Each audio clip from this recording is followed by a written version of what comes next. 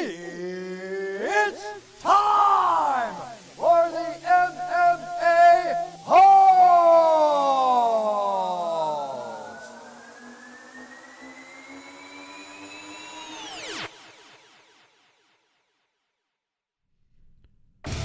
From the contest studios of Arizona, we're live with the MMA-Holes.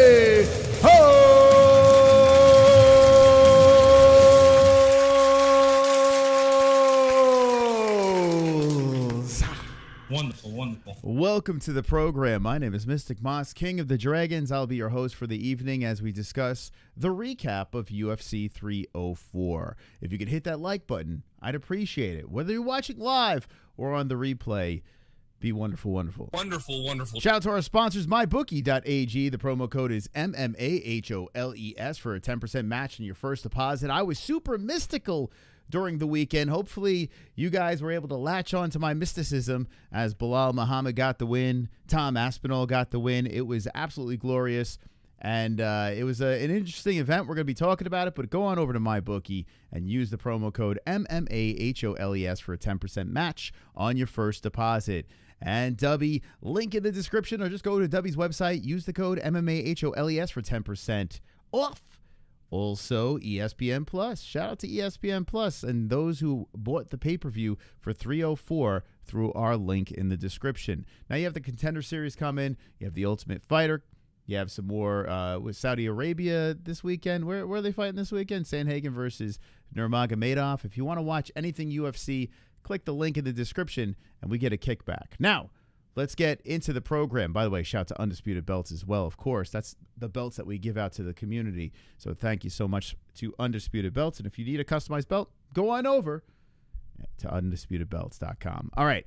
Now, the event that happened during the weekend, a lot of people were complaining because of all the decisions that happened. So many decisions that were going down. But we ended with some fireworks when you had Tommy Aspinall versus Curtis Blaydes. The finish, somewhat controversial. We'll get into that. Belal Muhammad defied all odds and dominated. A couple of moments he had some hiccups, but dominated, I would say, 90% of the fight. That went down all 5 rounds. People were complaining because, I mean, no one likes Belal Muhammad, right? Everyone hates the guy. Well, he's your champion now. We're going to discuss that as well. Paddy Pimblett went out and just did quick work on Bobby Green. So many questions on what was going through Bobby Green's head when he shot for the takedown. Paddy submitted him 2 times in one experience. Choked him out with the triangle and then tugged on the arm, ripping his arm out of the socket at the same time while Bobby was going night-night. Paddy Pimblett made Bobby look like a fool. And I would have won goat milk this weekend. I would have been the first place person if I picked Paddy Pimblett. That was the only one where I dropped the ball. I had, 11 out of 14 predictions correct, completely mystical. And check this out on Goat Milk. I was in 3rd place. Now, congratulations to Dan H., because that's what it really matters. I mean, he won Goat Milk and got the trophy, so hats off to you, my friend.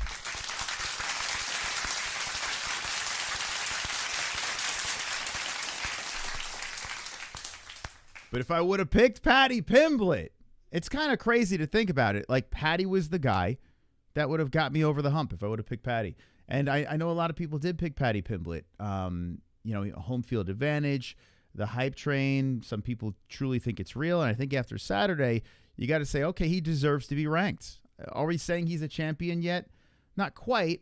But on the final fight of his contract, finishing Bobby Green the way he did, now the world should really have some sort of respect for Paddy Pimblett.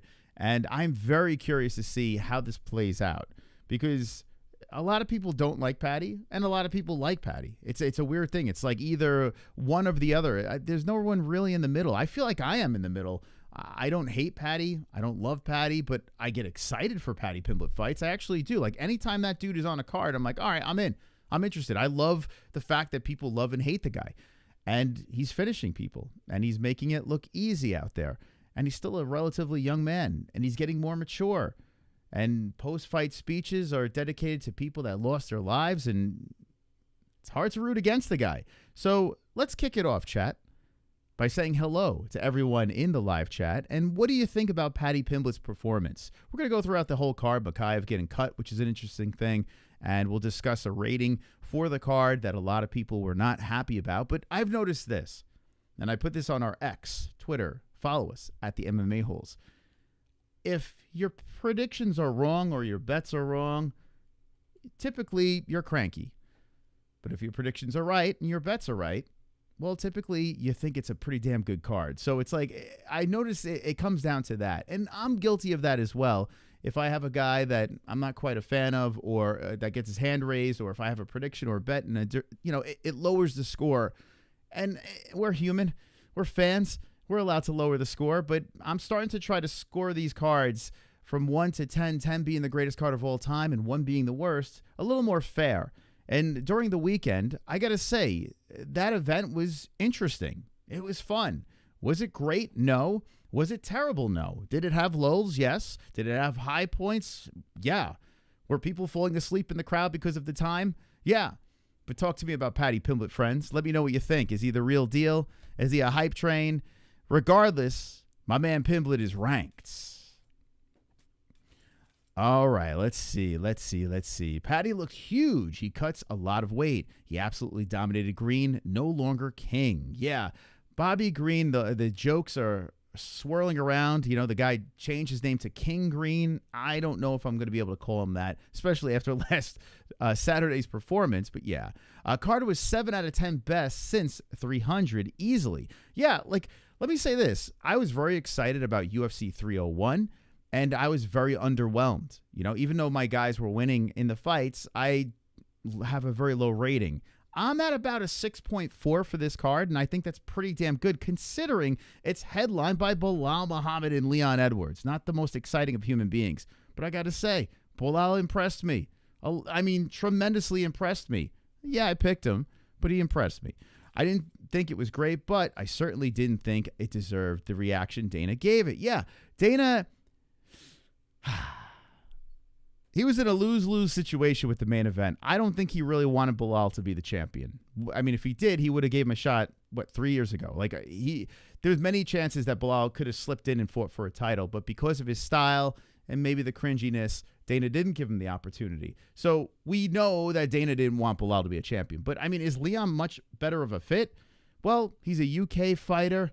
You know, he seems to like those guys. The arena showed up at 6 a.m. in the morning. I mean, they tried to stay up until 6 a.m. and they were pretty loud. And shout out to the people in England, man. Like, you guys turned up. You hung in there for the most part. So I think Dana wanted Leon to win just because of the UK thing. So, I mean, and then you did have decisions. You did have the Mokaev thing, which was kind of head-scratching, how they were trying to jump at each other and kill each other. And then all of a sudden, fight, nothing happened. Like, that's nuts. That's crazy. So that must have left a bad taste in his mouth. Plus, I noticed that Dana White privilege shirt, although they're not in the store anymore. But anyway, I noticed that Dana White has a fat gut. Did you guys notice? There's a clip of him talking to Belal Muhammad. And I understand he's in his 50s. Give the guy a pass. But he's running around saying how he's such a healthy human being. I don't think he's as healthy as before because my man's running around with a big gut. I don't think he's taking care of himself. This Dana White. I don't know. I think he's kind of slipping a little bit. So maybe he was cranky because of all the shit that he's putting in his body. I don't know. But I think he was a little harsh. Could have been the time. Could have been the fact that he said he was going to do big bonuses, but he's not going to do that anymore. A little bit of a crank. Main event wasn't a barn burner, but it was a dominated lopsided performance, which I'm sure the boss didn't want to see. So I'll give him a pass. He's fat. I said Paddy Pimblett. First round, I said Tommy and the Sunshine Band, 50 seconds, Berserker Spasm, and SpongeBob on chat just denied me. He says, well, I don't see you on Goat Milk, Roland. Are you on here? So it doesn't matter. We can't believe you. Scott saying interesting. I think you're saying Mokaev said he got fired for too many takedowns. Well, Dana's not the biggest fan of the grapplers, but if you're going to grapple, it's not even that. Like, look at Belal Muhammad. I mean, he was heavy on the grappling game, but he was trying to finish my man. Like, he was trying to fight. He slammed Leon on his head. Slammed him right on his freaking head in one of the rounds. What was it, round 2? Which was a crazy moment. Whereas Mokaev was trying to fight my man in the bathroom and in hallways, and security was splitting them in the cage, and then decided not to fight. 4 strikes landing in the first round? They're saying they're going to kill each other and nothing happens. Like, Mokaev was asking to get cut. It's a shame because he's talented. Goddard saved Blaydes from future stuttering. Oh. Wonderful. Yeah, Curtis Blaydes got up immediately and did argue. He did argue. He didn't like to stop. The problem is this. You could argue either way, whether it was a good or bad stop for the co-main events. It's just the common denominator is Goddard. And that's where the problem is. Every time this guy's in a title fight, it just seems like there's some sort of controversy. And I can see the argument on both sides. When I originally watched it, we have our short that we released. I was happy for Tom Aspinall. It looked pretty good. But then when you watch the replay, it could have went a little longer. And in a title fight, there never should be a question that it could have went a little longer. And I see these people in the comments, oh, what did you want him to die? Bro, I picked Tom Aspinall. I was happy that Tom won, but it could have went a little longer. You know, like, it could have. I don't like the idea of, like, you know, in title fights. Now, if it's a fight on the prelims, who cares? Let it go. But when there's a belt on the line, Curtis Blaydes has found himself in a situation where he could be champion. You got to give him the benefit of the doubt. It happened with him, Aljamain Sterling, Israel Adesanya, Yuri Prochazka. I'm not saying all those guys would have won those fights, but give them an opportunity. And Mark Goddard was involved in all of those title fights. So, I mean, I don't know, man. Like, I don't want to make this like a witch hunt for Mark Goddard and run around. Like, I was kind of aggravated when I saw the replay. It burnt me up a little bit. But just stop having him do title fights. I mean, I think that's easy. Like, all right, you want him to ref fight? Sure. You seem like you're pretty decent. Yeah, you've been around for a while, but for some reason, title fights doesn't work out. And here's what makes it worse. This makes it way worse. The guy that he was in favor of the stoppage, which Tom Aspinall probably would have ran over Blaydes regardless, couple extra shots, and then boom, you know, he probably would have stepped in rightfully so.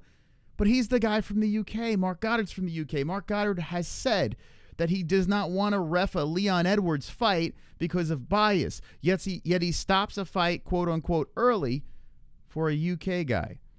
You know what I'm saying? Like, it's just like, it's kind of ridiculous.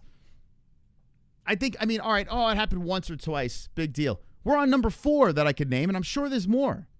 Merab Dvalishvili has a thing where he's ripping apart Mark Goddard. So, I mean, like, it's not like it's happened 1 or 2 times with Big Mark, you know? So stop it. Stop him on the freaking, these title fights. Cut it out. Let these things play out a little bit. Put a ref in there with a little longer leash. Herb Dean takes forever to get in there. Does the Scooby, the little run, like the Fred Flintstone run, just to get there. Put Herb there. You know, put Herb in every main event. I don't know. Every title fight. I mean, there's other guys. Herzog has made mistakes.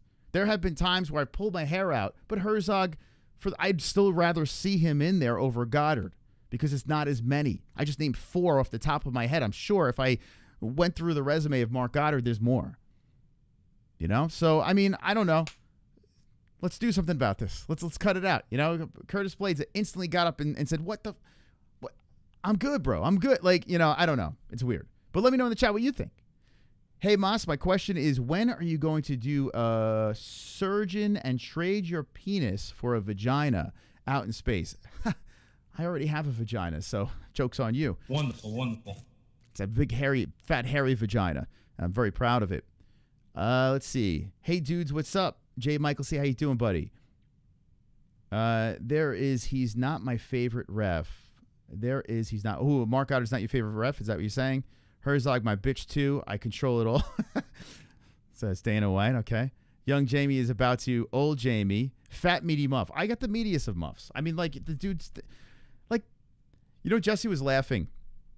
I was with the family, and Jesse was, like, joking around. She's like, these people try to get under my skin, and they can't, right? It just doesn't happen. I don't know. I just feed off of this stuff. Like, when people take shots at me, I just grow from it. Like, my head just gets bigger. I'm like, I don't know. The narcissism just feeds off of this. It's like how cancer feeds off of sugar. I feed off of people saying stupid shit. I don't know what it is, so keep them coming. I don't know. It's weird. I think I got to go to see a psychiatrist because it is a bizarre thing. It's great for YouTube. And my dad was saying it too. He's like, how the hell do you deal with this shit? I'm like, I don't know. I have no problem with it. It inflates my ego for some reason that people want to fucking try to get under my skin. It's bizarre. Behold, let my people go. Psalm 53. Who eats? I don't want to read the rest of that. But if you want to, Jason Shandor is quoting some stuff. It looks like from the Bible or something. I don't know. All right, so let's go from the bottom of this card and work our way up. This was UFC 304. We also have clips from championship rounds. He put a whole bunch of clips over here. So some behind-the-scenes stuff, fighter reactions. So we'll watch some of that stuff. But let's start from the bottom, and we're going to move quickly up this card because I do want to show some of this stuff. I didn't listen to Ariel Helwani. Did he have any guests on? Let me know in the chat. Is it anything worth watching clips of? I don't know. But if there is, let me know in the chat what you think. Mas, I love you. Just fucking with you. I know. Out in space. Fight to the death, but stop it before death. Herb Dean. All right. People talking shit on the internet is just so pathetic anyhow. Yeah, I mean, look, it doesn't really bother me. It doesn't. Anyone see House of the Dragon? What do you guys think of that? Let me know in the chat. We did watch that. One more episode. Let me know. And in the comment section down below when this thing is done, I'll have the conversation with you. Let me know House of the Dragon what you thought. All right, so Shanna Bannon fought, and this is a pretty close one. It was right before we went live. Some graphics were changed on ESPN, so I had to start panicking last second trying to fix graphics. I got control of it, and it got done. Shanna got the win. I have nothing to say. She's not good. That's it. That's all I got to say. I said I had nothing to say. I have a little to say. She's not very good, but she's somewhat easy to look at, somewhat. So I'll give her a pass over here. She's from Ireland. She seems like a nice young lady, but she's not very good. She just squeezed by Alice and got the win. Credit to Mick Parkin. I didn't expect this, to be honest. Now, I expected him to win, but I didn't expect him to do it in such a impressive fashion as he goes in there and just smashes Brzeski.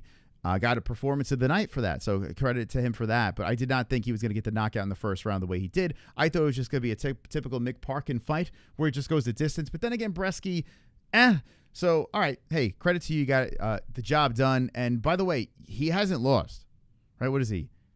Is he now 11-0? It says 10-0, but I think he's 11-0 now. UFC. Let's go to the MMA-Holes. Let's go over here. UFC doesn't know what's going on.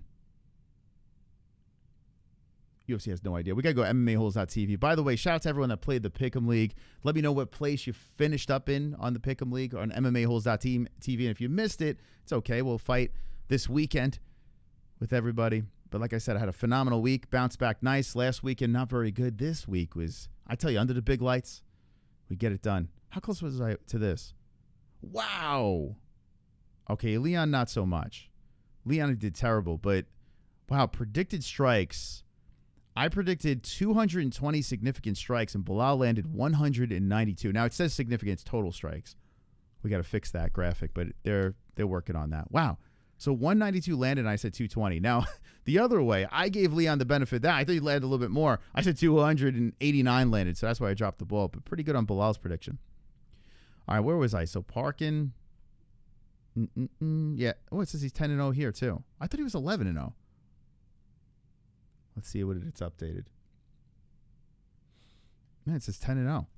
1, 2, 3, 4, 5, 6, 7, 8, 9, 10. Oh, okay, I was wrong. So he was only 9-0 going into that fight? Holy smokes. Another shout out to the regional scene. Okay, I stand corrected. Let's see. Sam Patterson gets the win in the first round submission. I mean, here we go. 2 fights in a row, finishes easy, quick. Now, granted, they were favorites, fairly big favorites. You could say layups for the home crowd to enjoy. But still, we got to see finishes. People like finishes. And we, out of the first 3 fights, we got 2 right there. Okay, so we went the Bukauskas versus Prachnio fight, which was a fucking banger. An absolute banger over here. Bukauskas got the submission in the 3rd round. Prachnio was game, man. In fact, I would love to see the scorecards on this because I picked Prachnio. And I tell you what, man, he was this close to getting it done. It was a fun fight. It was a banger of a fight. This card kicked off into high gear. Now, one of the problems with this card, not only just the time zone thing, but the fact that it's a 14-fight card. I've said this a million times. Tops 12. Tops. these cards, all of the cards should be 12 fights. And I know people complain, like, wait, you want less fights? Yeah. I'd rather have better matchups and 12 fights. I feel like the pacing's a lot better. With these, they're kind of just shoving it down your throat. But the card started on fire. So the Bannon fight, okay. But we got 2 finishes over here. Bang, 3 finishes in a row. Everyone's talking about all the decisions in a row, but it's a 14-fight card. There lies the problem. There were 3 finishes in a row, and this Bukauskas versus Prachnio, I don't know why there's no bonus that happened here, because that was a great fight. Like, that was a banger. That was so much fun to watch. Yet no bonus happened there. Dana White was complaining. I guess he must have fell asleep. I don't know. But, yeah, no bonuses for those guys, and a nice win for Bukauskas. Oban Elliott gets the job done. Unanimous decision on Parsons. Nothing to say about that. Congratulations.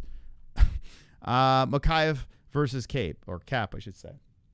Okay, let's go through the rounds on this and see how the striking played out, because this was insanity.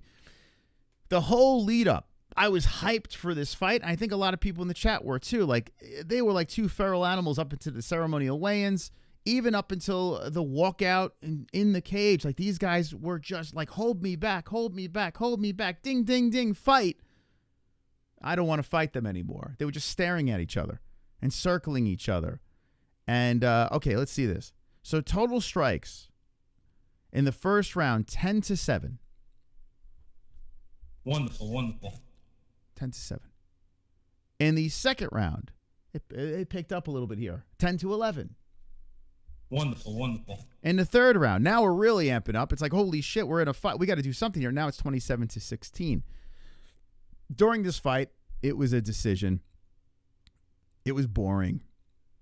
The most exciting part of the fight was when Mokaev took Cap's pants and tried to rip it off his body. You got to see his nice shaven ass.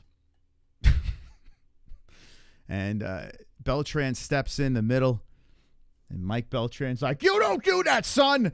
Oh, you do if you do that again." Like, he's just screaming at Mokaev, just yelling at him like he's a child, which was a child thing to do, to try to pants him there. Kind of funny. At least we got something there. But Mike Beltran screaming at Mokaev, and let me know in the chat if you were watching along with us, and maybe you weren't. I don't know, but let me know with a 1 in the chat, or a peach in the chat if you were watching along with us. But Mike Beltran yelling at Mokaev was the funniest thing ever. And then we find out afterwards that Dana White says, yeah, that was the last fight of his contract. Yeah, I think he would do good in PFL.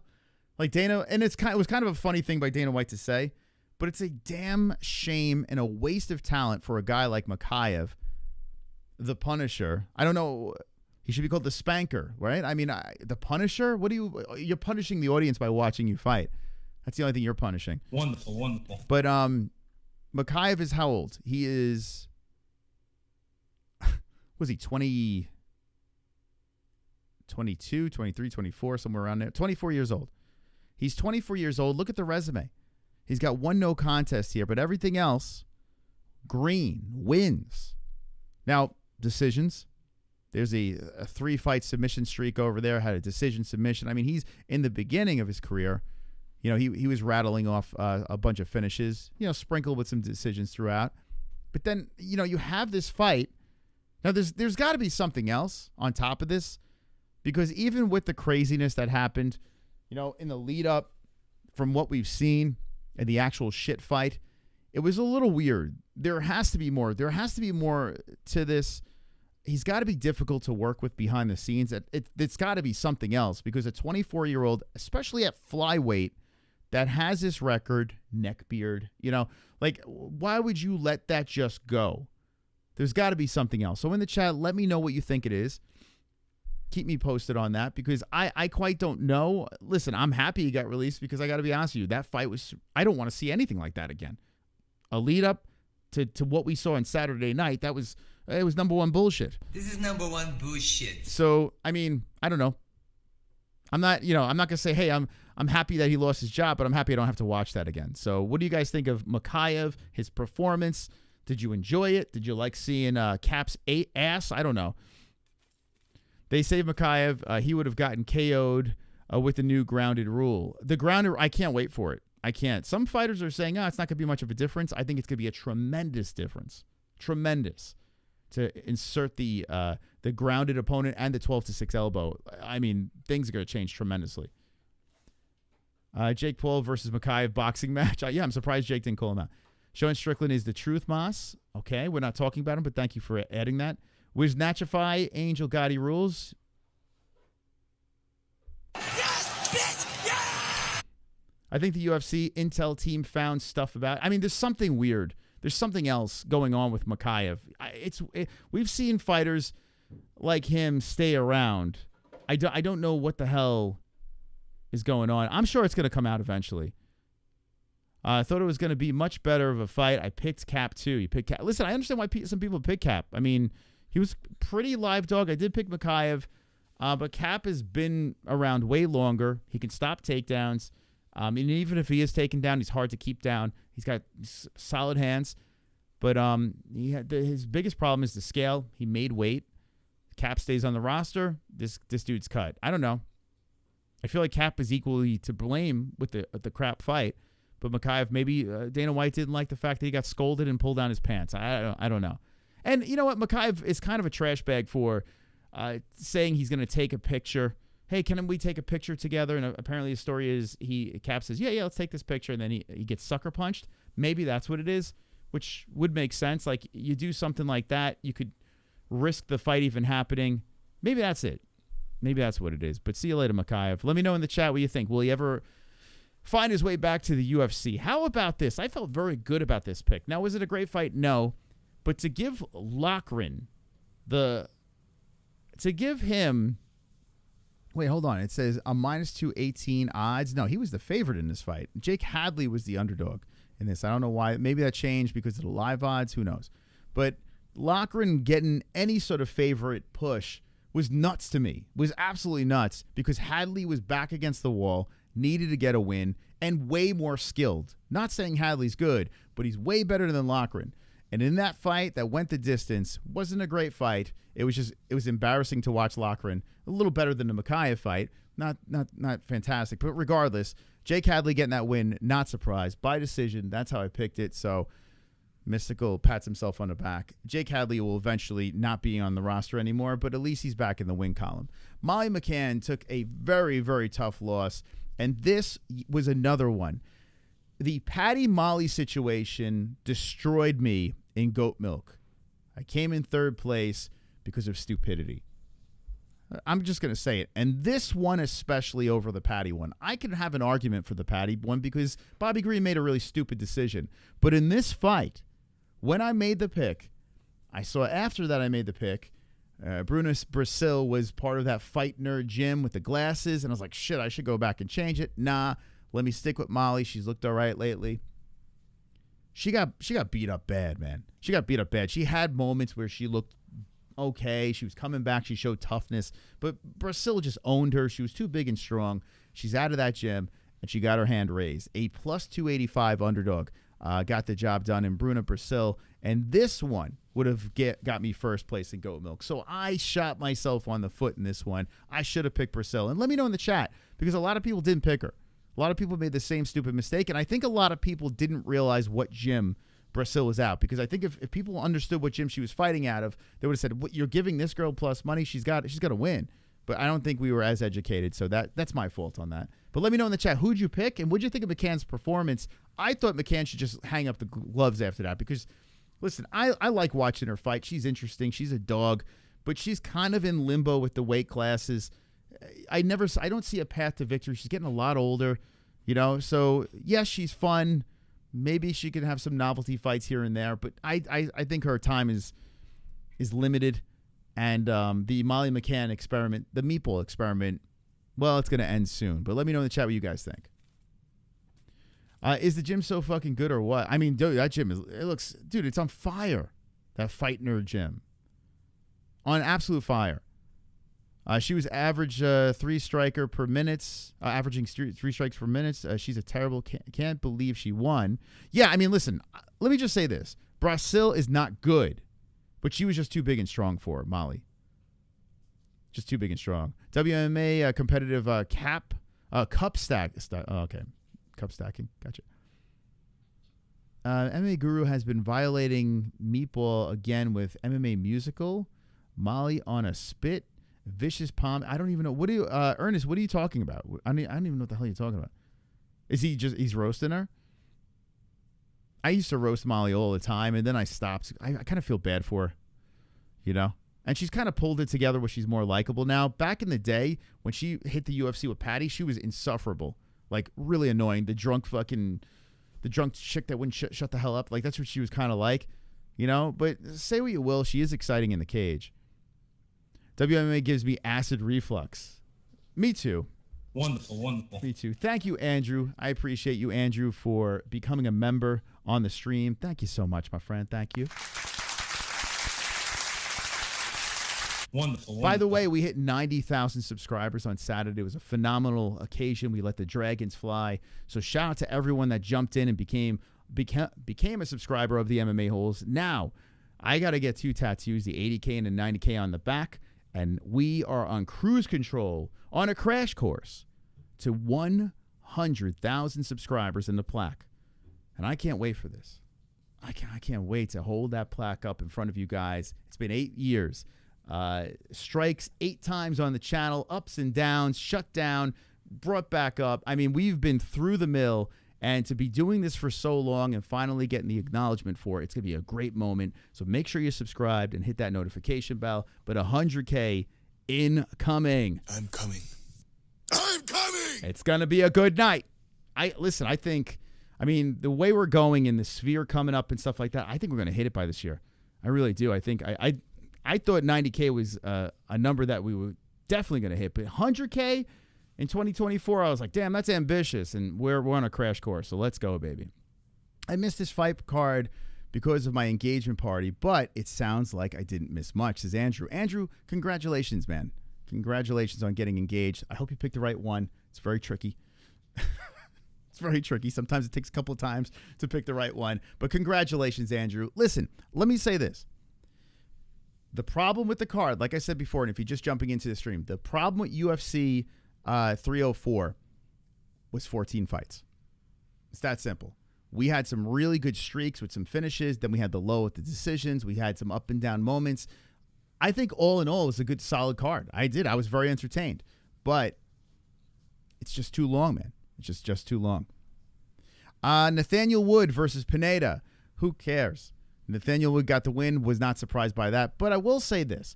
Daniel Pineda was a straight-up dog in that fight. He would not go down. He would not roll over. He was getting fucked up in that fight, face getting rearranged, and still kept on coming, putting Wood in like weird positions, especially in the third round. So Pineda's a dog, but Nathaniel Wood did what he was supposed to do, and England got the job done. So if you look at this, let's see. Molly McCann on the prelims was the only one that dropped the ball. That's got to suck for her. That's got to suck for the... Yeah, Meatball probably had a tough time scissoring after the fight. Through all those tears. Yeah, she probably had a tough time there. But yeah, Molly McCann's in a little bit of trouble. So that was the prelims. Was it good?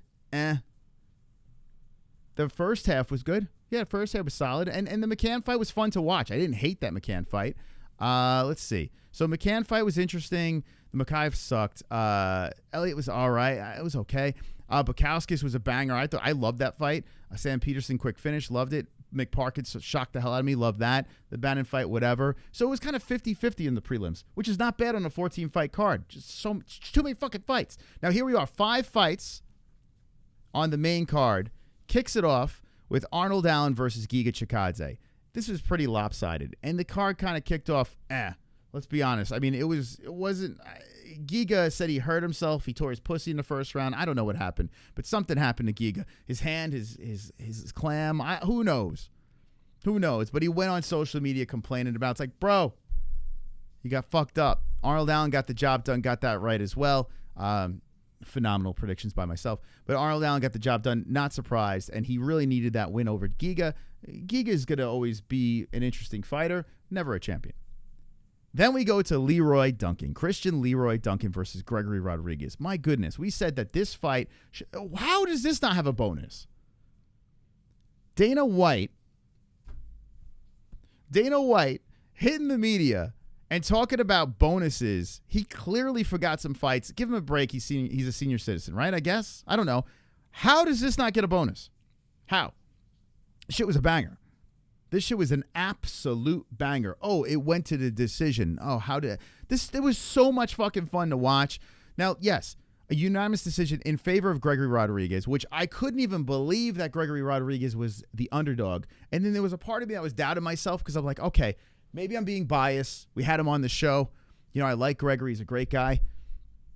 Maybe I'm being biased here. But Christian Duncan, with the limited experience in the mixed martial arts world compared to what Gregory Rodriguez has been through, I felt that Gregory should have got a little more love. Maybe it was because of the home field advantage. I don't know.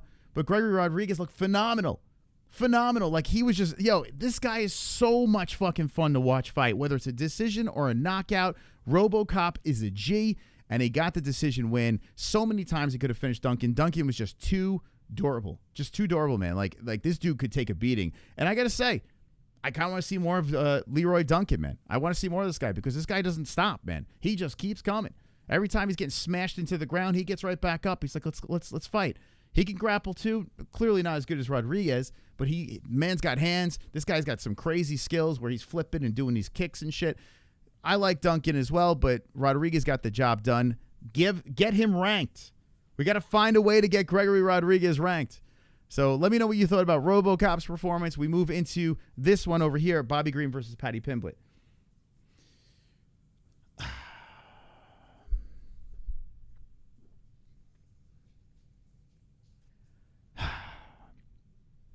Man. All I had to do was either pick Paddy or against Molly. I should have just flipped him. That's all I had to do. All I had to do was get one of those right. I would have won goat milk. But Paddy Pimblett, Bobby Green, there was a sequence in that fight. And there's really not much to talk about. Paddy looked just completely dialed in. He looked like he was in the zone. You could even go back to the reaction stream and watch. We were like, man, this guy, he looks like he's ready to go. Whereas King Green, especially when the fight got started, he just felt like it looked like he was doubting himself. Like he was talking shit, but it was just almost like forced. And you could just see the confidence in Paddy. He was oozing confidence. He was just waiting and waiting and waiting. And then the next thing you fucking know, Bobby Green shoots in. Now, I understand Bobby doesn't respect Paddy Pimblett's grappling. I understand that. He went on to talking to the media and was pretty funny. He said that, when he rolled around with Jordan Levitt, he submitted him 3 times, which I still got to find out from Jordan if that's true. Especially after seeing Saturday night. I don't quite believe that because Jordan at least gave him Paddy a run for his money for a little bit. But King Green shoots in like a panicking, I don't know. It sounded like he got clipped because you hear a pop as he goes in. So I'm not quite sure what hit Bobby Green, but he shoots in for this thing. Paddy clips him with something. And then Bobby just falls into 2 submissions. 2 fucking submissions. Like, he embarrassed Bobby Green, and I'm not calling him King Green. It's a joke to call him fucking King Green. Paddy not just submits him once, but he submits him twice at the same fucking time. I don't think I've ever seen this. He sleeps him with a triangle and rips his arm off his body. Bobby Green had this guy was he was drooling on his tits. Had no idea where he was. He was in another dimension while his arm was getting ripped off. The most embarrassing thing I've ever seen. Bobby could have made this thing a war. Paddy could have finished him in another round. He could have pieced him up on the feet maybe. But Bobby was just not there. It's just like he was like, oh, fuck this. I don't want this smoke. Let me just try to shoot in. Let's get this over with. Let's go to the after party. I need a nap. It's late. It's early in the morning, the way the schedule was. I don't want to do this anymore. Like, it just looked like he didn't want to be there. It's so weird. I can give him a pass for the Islam Makhachev fight. One, that's Islam Makhachev, But with Paddy, you would think, you're a seasoned veteran. Yeah, if this thing gets to the point where maybe you kind of have to grapple and use some of that wrestling, maybe there's a time where you're going to have to use that, but use that in a case where you have to use it. Don't fucking shoot in, and maybe he's just trying to catch him off guard. Hey, I submitted Tony Ferguson. He's 70 years old. If I could submit Tony Ferguson and Paddy couldn't finish Tony, well, I could take him down and submit Paddy. That just doesn't seem smart. Doesn't seem smart at all. Maybe if it was in the third round and Paddy was tired and he tried to go for something on him, I don't know, maybe. But the first round, Green didn't want to be in there, man. His head wasn't there. I guarantee his head was not thinking clearly. Paddy submitted him twice in one shot, and good for Paddy. I'm glad Paddy did that. He seized the moment. He got on the mic, had a nice post-fight interview. Good for Paddy. This fucking guy deserved the bonus. He makes $200K, win or lose his DB. Listen, Paddy deserves every penny he gets because this is not a matchup that should have been easy. It's not. But Bobby Green made it easy. And for King Green, I don't know what to say, man. He had that Jalen Turner loss where he got smoked. Jalen's a big, scary dude. I'll give him a pass. But this one here, I don't know. Let me know. Defend Bobby. Help me out with this one. Why did Bobby do that? Why? Why the hell would Bobby even think about doing something like that? It was 4:45, 5 a.m. when that fight started. Yeah, it's crazy, right? That's nuts. But you know what? They signed the contract. They knew what they were signing up for. You know? I don't think, you know, how Leon Edwards said he was tired. Bro, you signed that contract. Come on. This main card, I might boycott UFC for a while. Yeah, I mean, Boney, Bobby, he did the same thing to our boy, too. Damn it, Bobby. Bobby Hill Green. Props, Tom, though. Paddy submits the whole UFC roster. Dude, I hope so. I got to be honest with you. I would love to see Paddy as a champ. I like the juice, man. I like Paddy Pimblett's hype. I like the love and the hate for the guy. I like when he gets on the mic. I'm interested. So I hope he does. Bobby was paid to lose by the Scouser Mafia? Maybe. Yeah, maybe he took a dive. I mean, to the conspiracy theorists out there, I mean, I could see where you're going with this because that was head-scratching. Most bizarre thing on the whole card. I mean, the weirdest shit. Maybe the weirdest thing in 2024. Bobby Green just shooting. We've seen fighters do some weird shit. But I think if you watch it back, you can see Bobby Green, even though he's talking that smack, he just didn't look confident at all. He wasn't trying to walk down Paddy. He was kind of like scared, you know? Paddy looked big. He looked strong. He looked ready. Paddy's daddy Paddy the daddy Pimblett. I don't know. Maybe it's a different guy. He seems more mature. He seems way more mature when he first got into the UFC. That's for sure. So let me know. What do you think? Is Paddy going to be a champion? How far is Paddy going to go? I'm not going to dog on Bobby anymore. We're done with him. But Paddy Pimblett, now let's move on to him. Moicano needs to, even win or lose with Moicano in the Saint Denis fight, I still think that's the fight to make. Win or lose. Unless Moicano gets seriously injured. But win or lose, you put that fight together. Because what is Renato? Isn't he at, was he at number 10? Where does he sit in the rankings? Renato Moicano.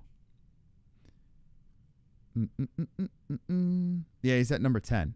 I think Moicano, he's a G, man. Now, if he beats Saint Denis, he's taking a guy at rank number 12, so a guy under him.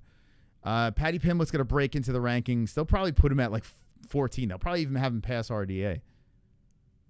I wouldn't be surprised if they put him at 13, but they'll probably put him, you know, I don't think they're going to hit him at 15 and just take Green's spot. I think they're going to have him pass RDA, to be honest. And if Saint Denis loses, I mean, there's going to be a lot of moving around. But yeah, if Moicano takes 2 in a row with guys ranked under him, damn, Moicano is not getting any younger. That'd be pretty badass. But I think Moicano would. Paddy kind of needs Moicano to lose. He needs Moicano to lose because if he beats Saint Denis, Moicano could say, you know what, fuck this. I'm looking forward. I'm top 10, man. What am I doing? You know? So I think that's what Paddy needs. He needs Moicano to lose. You do have Jalen Turner. You do have, I mean, I tell you what. Paddy RDA is pretty interesting. I don't hate that. Yeah, what do you guys think is next? Do you want him to see what happens in the Moicano fight? What if Saint Denis loses? Paddy Saint Denis? Holy shit, take my money. Man, at 155? Yes, that's what I have to say. I'll take anyone. I'll take anyone at 155 against Pimblett. They're all good. They're all interesting. Dan Hooker at 11. They're all fucking interesting. But let me know what you guys want from Paddy Pimblett. I'm curious. Paddy wins next fight. Wish 306 was going to be what Dana promised. Yeah, as we get a little closer to that, I don't think it's very good. I actually listened to Sean's podcast today when I was at the gym. And I actually got through the whole thing. I can't believe it. I don't know what happened, but I actually listened to Sugar Sean's podcast. And I don't really do that with anyone's podcast. I was shocked. But I was interested to hear what he had to say about this event, the Sphere. He's got a big opportunity in the Sphere. So I hope he seizes the moment and doesn't get submitted by Merab. Please keep Lou Dogs booming home in your prayers. What? Jacob Purl versus MC Puke. A ranked opponent, a real test. Yeah, well, Paddy's getting a ranked opponent for sure. There's no question about it. Paddy's well-rounded of a fighter. Paddy versus Paul. Paddy versus Jones. Wonderful, wonderful. You put a lot of thought into this, guys. I see what you're doing. Called out Connor. Yeah, I did hear it. Sean O'Malley. Actually, we'll play that in a little bit. All right, so let me brush through it so we can play some clips. Okay. Let's finish this up. So we got through Paddy Pimblett. Now co-main event. Listen. All right. The prelims, half and half. Half of the prelims was good. Half was eh. Now we're in the main card. Okay. The Arnold Allen Shikadze it wasn't that great. But Duncan Rodriguez, yes, that was good. Paddy smoking Green. Yeah, I picked Green, but that was pretty impressive. And then Tom Aspinall running over Curtis Blaydes in the first round. That's not bad. That's 3 fights, 2 finishes, 1 decision that was a banger. What are we complaining about? What's the problem here? Did you guys have money on Green and Blaydes? Like, what's happening? Why are we shitting on this card? Because it ended with Leon and Belal, and that maybe was underwhelming, a little lopsided. Maybe you don't like lopsided fights. I don't know. We had everything on this card. You know, I've seen way worse cards this year. Now, am I saying this is a 10 out of 10 card? No, this is still around a 6 and change. And you guys are saying decision card. Like, what the fuck? You guys are straight up trolling because it's a 14 fight card, and we had 1, 2. Let's see. 3, 4, 5. Okay, we did have 5 finishes on this thing. If you put 5 finishes on a 12-fight card or 11-fight card, that's pretty good, right? But it's a 14-fight card. And some of the decisions were bangers. Some of the decisions were actual bangers. So you could say on this card, at least a little more than half of this card was pretty damn good. So, yeah, listen, 6 out of 10. But saying that this shit was like the whole thing was dog shit, I mean, I was entertained. One of the better pay-per-views. Not saying much, but for a Belal versus Leon Edwards card, I think it overachieved. You know? This card's better than 217. I just so happened to be there for that. Listen, what are you expecting? It's Belal versus Leon Edwards. You know what I'm saying? I think it overachieved. I think it was better than it was supposed to be. But anyway, Tom Aspinall getting the win. I spoke about Mark Goddard and the suspect stoppage. I'm not going to go any more on that. If you're just jumping in now and you want to hear that, just rewind the stream a little bit. You could hear me talking about Goddard. But Tom Aspinall getting this win in such impressive fashion. Come on. What are we doing with this Stipe Miocic thing? I heard people talking about Stipe, even on the Sean O'Malley podcast, you know, talking about how many wins has he had since 2020 compared to Aspinall, like 8 wins since 2020 or some shit like that. Like, Aspinall has some crazy stats. He's an active heavyweight fighter that's smoking people, like legit people, and he's unique. Like, Tom Aspinall, for his size, is a very mobile. Like, it's not like Cyril Gane's just a good striker, and then that's it. You take him on the ground, he's dog shit. Tom Aspinall could beat you on the ground and on the feet as a heavyweight. I don't think we've ever seen anything like this. Like, Stipe Miocic was kind of like that, but Stipe Miocic wasn't as athletic as Tom Aspinall. You know, Tom has a chance to do some special shit, yet he just defended an interim strap. Like, what the fuck is the UFC doing? What's happening here? You make him versus Jones. That's it. If Jones don't want to fight him, then you strip Jones. It's that simple. If Jones wants to have some fucking legacy fight against Stipe Miocic, strip him. Make a fucking BMF heavyweight fight. Do that nonsense. This is your champion. This is your baddest man on the planet. It's Tom Aspinall. And he's a class act, too. It's bizarre. What? Because he's not he's talking shit in a classy way. Like, it's crazy. Like, I don't understand it. He's got an autistic kid. He's running the autism train, and he's saying all these things, and he wants to spread autism awareness. Like, everything he's doing is right. Yet they're burying him. It doesn't make any fucking sense. And listen, I'm not a John Jones fan, but I appreciate John Jones, and I want to see John Jones fight and compete. But with injuries and all this stuff happening, okay, I know he's the greatest of all time. I get it. Strip him. If he's not going to fight Tom Aspinall, if they're not going to unify the belts, why the fuck are we giving this thing to Stipe Miocic, who isn't he coming off a loss? We said this when they had the original interim fight for Tom Aspinall. They did it to save a pay-per-view. And we said it back then. They're going to fuck this man. If he keeps winning, they're going to fuck him. And that's what they're doing. They're bending over Tommy Aspinall, and they're bending over the fans. Like, what are we doing here? If you do care about belts, and we're at the stage right now where who gives a fuck about the gold? Who cares? We just want to see good fights, right? But if you do care about rankings, and you care about champions and legacy and the greatest of all time and all those nonsense conversations, that really what we're learning means nothing. I've said it a million times.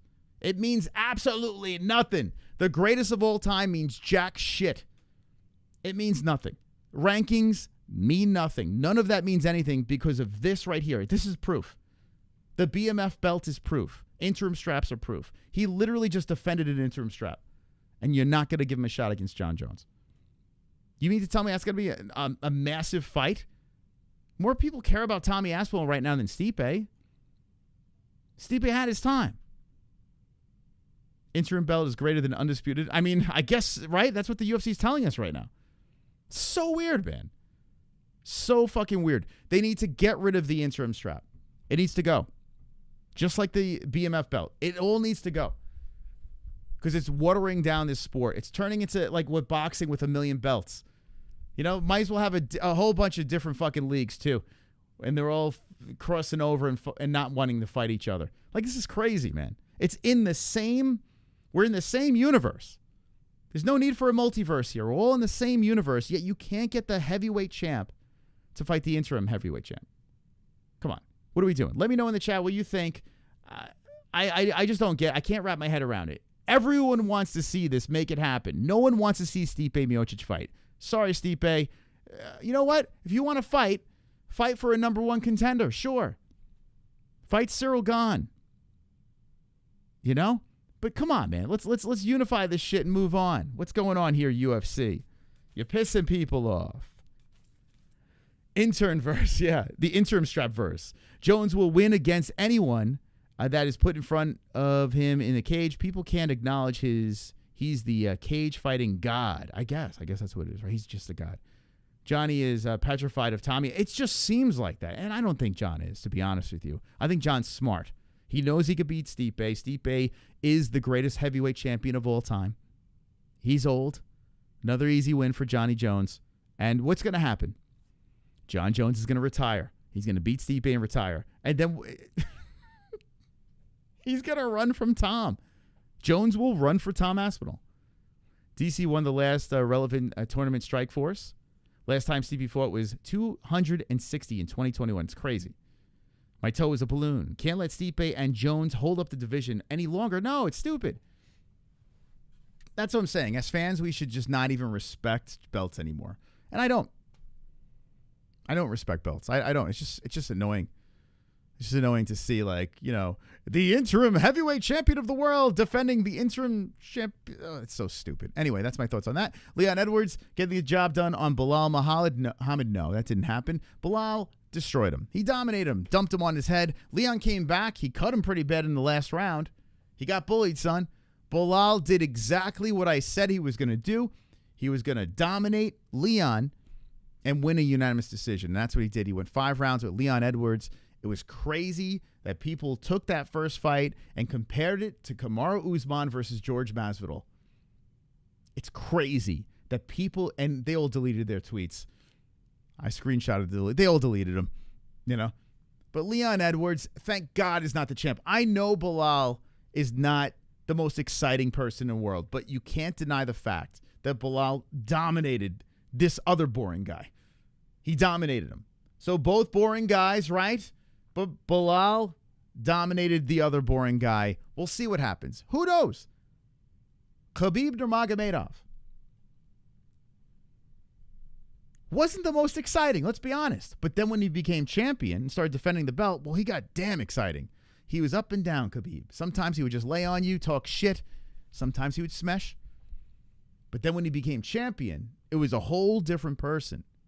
Let's give Belal the benefit of the doubt. Maybe when Belal becomes champion, who just so happens to be under the Khabib, reign, the team, whatever you want to call it, maybe Belal will channel his inner Khabib and do the same fucking thing and dominate as a champion.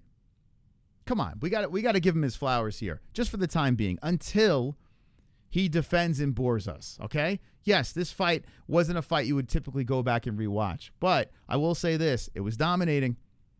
He fucking dumped him on his head, beat him up, outstruck him, did naughty things to Leon Edwards. So Leon Edwards is still a young man. Leon Edwards is probably going to eventually fight himself up to a belt again. Don't give him a rematch. I mean, a trilogy fight. Don't do it. Wait. Like he made you wait, Belal Muhammad, you do the same. And Belal's got people like Shavkat Rakhmonov, and he's got Kamaru Usman, who's still there at number 1. Kamaru versus Belal, make it happen. But let me know what you think about Belal's performance, and we'll start looking at some of the internet clips that have hit the X world. Jumping the line, another weight class. Yo, Belal's already talking about going up a weight class, which is kind of crazy. Because he's not like he's muscular now, but he's not like the tallest guy. But his style of fighting, he can go up, right? Could you imagine Belal goes up? Wins the middleweight belt? Something Khabib didn't do. That's nuts. You got Islam going up. When Islam decides to go up to welterweight, Belal's not going to fight him. Belal will go up if Belal's still there. Belal wrestling was impressive. He looked great. He did. Their fight is a money fight? No way. No way. I think they did. I think this pay-per-view did horrific. I think this pay-per-view did very, very bad. But Belal is a champ, so he'll get a bump in pay, I guess, right? He'll get that pay-per-view buys, which is nothing. Islam versus Belal, who wins? Oh, man. As much as I would love to see that fight, we're never going to even see it, so I can't even say. I can't. If you found a random baby in the woods and God appeared and told you it would become 2Jam, would you raise it? Of course. Of course. No, I would actually put it in a basket and leave it in front of a church, ring the doorbell, and run. What weight did Justin and Max fight at? That was the BMF, baby. The 155, and Max is in the 155 rankings, but it looks like Max Holloway versus... It looks like Max versus Ilya is pretty much a done deal. So let's go through some of these clips here. Okay? Oh, here's Max. Here you go. Here you go. Bless will tell you himself. When it's do say Salt Lake, Utah, I don't think we fight in Utah. I'm going to fight one more time this year for sure. I don't think it's going to be Utah. I don't think it'd be... so Utah got shut down. I thought that's where they were going to put him, but he's like, nah, man, I don't want to fight in front of the Mormons. Nah, fuck that. Utah, bro. Especially after the last fight I had, I don't think it'd be in Utah. I think it'd be on different... Dude, he's just shitting on Utah. I mean, Utah's had some pretty banger cards. Kind of crazy. And the crowd in Utah shows up. They show up early in the cards. Like, it was weird. The last couple of Utah cards, I was like, man, this is weird how many fight fans are there. But they show up. Sober Carl's from Utah. Sober Carl, Max Holloway's shitting on you guys. Defend yourself. When it's do say Salt Lake, Utah, I don't think we fight in Utah. I'm going to fight one more time this year for sure. I don't think it's going to be Utah. I don't think it'd be Utah, bro. Especially after the last fight I had, I don't think it'd be in Utah. I think it'd be on different cards. Look, I mean, I might be wrong, but everybody was giving me shit when you guys were saying that I was supposed to be fighting the Sphere. Like, so many people thought that I was going to be in the Sphere. That was so funny. And then when it didn't happen, hopefully we get a fight booked in the next month. It's kind of crazy that they couldn't work it out in the Sphere. Because it would have been so much better. Max, Ilya, Sean O'Malley, Merab. Why the fuck is Shevchenko versus Grasso? Like, I understand Alexa Grasso, the Mexican, but who cares?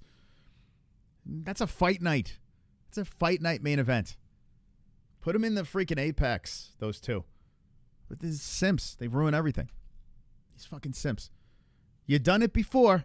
Fight night main event. And then have Max, Ilya, Sean. I mean, if you're going to be charging $5,000 tickets, with the cheapest tickets at the Sphere is like $3,500. Come on, man. Bull is too good. I tell you, Duke Chronic, I was in the building watching her fight Amanda Nunes. Was the first one? I can't remember. It was the first of the rematch. I don't even remember anymore. 196, whatever the hell. They were headlining the main card. I can't remember. We were booing the shit out of Shevchenko. It was so boring. Yeah, she's very skilled. And she was a former champion. Boring fight night. Stop. We didn't fucking put her on the Sphere. What are we doing here? Okay, let's go scroll through this. Belal celebrating in the streets. Islam hating on gays. So much, guys. Hit the like button if you haven't done so. We're going to get demonetized. If you want to support the show, hit the super chat or the Streamlabs. Pin in a live chat. Do whatever you'd like. All right, here's a little bully. Tom Aspinall. And we're just going to blast through these clips here. Wow, a lot of clips. All right, let's listen to a little Dana here. Okay, here we go. New welterweight champion. Curious your thoughts on the main event, on his performance and Leon Edwards' performance. Wasn't a barn burner. Do you think maybe good morning? So he just didn't think it was a barn burner, the main event. It's crazy, man. Like, no, it wasn't a barn burner. No. But just say, just go out there and say you don't want Belal to be the champ. It's fine. I'd rather you just say, you know what? I don't like Belal. I'm kind of pissed he's the champ. I'm not happy they dominated our UK champion. But no, he didn't say that, unfortunately. Belal, I know Belal's been training with Habib, so his performance was, what you would expect. Now, in fairness, what is it, 6, 7 in the morning right now? They were up all night. He's showing a gut now. He's got the gut. He actually said some nice things to Belal. There's a clip. Hopefully we could find it over here behind the scenes of him talking to Belal. So he was showing respect to Muhammad. But I think this is a man that understands, holy shit, he's training with Khabib Nurmagomedov, and he's not going to let go of this belt. He's going to hold it hostage. So you know what the UFC is going to do? This is exactly what they're going to do. They're going to force Islam to move up a weight class to be a double champ, to try to move Belal. I'm telling you right now, the prediction is that. It's the easiest prediction to make. Islam Makhachev, who I think is nursing an injury right now, and there's a couple of videos coming up that we'll play of him, but I think that's what's going to happen. He was all like, no, Islam's going to stay at 155. He's going to stay there. He's going to say, oh, wait, Belal's a champ? No, let's move him up because he don't want to fight. Let's get Belal killed at middleweight. That's exactly what he's going to do. He's just going to try to nuke Islam, and he's going to definitely try to nuke Belal. In the past, we've seen these dominant champions get an instant rematch. Do you think that might be the case here, or do you think it's better to just have Leon rest a little bit? Yeah, let him rest. But we're talking about other things right now. Okay. There's the other things. So there you go, guys. Done. We're talking about other things. Yeah, I was talking to the team. How the hell do we get rid of Belal Muhammad? We just, we had him wait around for 3 years. And we tried. We tried to rub him out. This fucking guy, he's like herpes. He just keeps coming back. Remember the STD. I'm not going anywhere. Belal Muhammad right in there. They're going to feed Belal to Shavkat. Yeah. Well, I tell you what, Kamaru Usman, that's no layup for Belal. That's definitely no layup. I like that we're shaking it up right now because I got to be honest with you, Leon as a champ is like I don't give a fuck about Leon Edwards. He bores the hell out of me. At least we got some new blood. Let's see how this plays out. Like I said, when Khabib became champion, everything changed. That guy turned into something that he wasn't before. So I'm hoping that we see the same thing with Belal Muhammad. Okay. Mokaev. Okay, this is interesting. Yeah, the matchmakers aren't big fans of his for many different reasons, and not just There's a lot of people who shoot takedowns in this business. A lot of guys that fight with that type of style, but it's a lot more than just that. But Mokaev is the guy that you'd want to bring back to the UFC because he said his contract is totally done now. Yeah, he is. He's under contract. He's not under contract anymore. Okay, but would you be interested in keeping him around? Here it comes. I think the PFL is going to get a great undefeated guy. Really?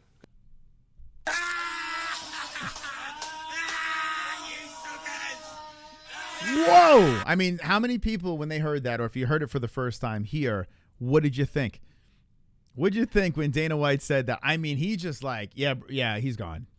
Dude's undefeated, 24 years old. Especially at 125, where it's slim pickings with anyone relatively interesting. Just letting him go. I don't hate it. I'm with Dana here. Yeah, let him go. I don't give a shit. Let him go. He's 24. Maybe we'll figure it out and come back. I don't know. But yeah, let me know what you think. Funny as fuck. Totally true. Uncle Dana would lose his mind if Belal would beat Islam. Oh, my God.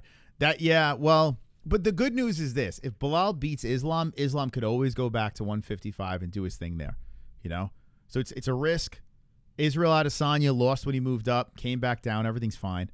You know what I'm saying? So when you take a risk, now Volkanovski's a different story because when he came back down, well, that wasn't quite the same. But I don't think it's a big risk, to be honest. Khabib did. He thought it was a big risk. And we all assume he's referring to Max Holloway. Is there any update on that fight? I don't think you ever have to force Max Holloway to fight. But Volkanovski said. Yeah, that's funny. One from me. Okay, forcing Max Holloway to fight. That's funny. Tonight. I mean, let's be honest here. Curtis Blaydes is not a guy you walk right through. He walked through him tonight. There should be, now you stop it, and then there's that Curb Your Enthusiasm music where Curtis Blaydes is getting knocked out by Derek Lewis and Francis Ngannou.